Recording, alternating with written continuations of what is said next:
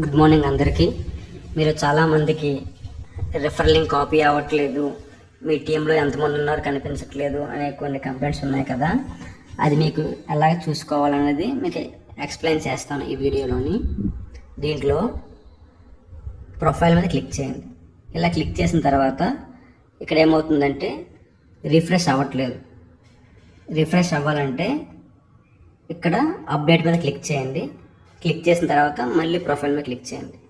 అప్పుడు ఇది రిఫ్రెష్ అయింది పేజ్.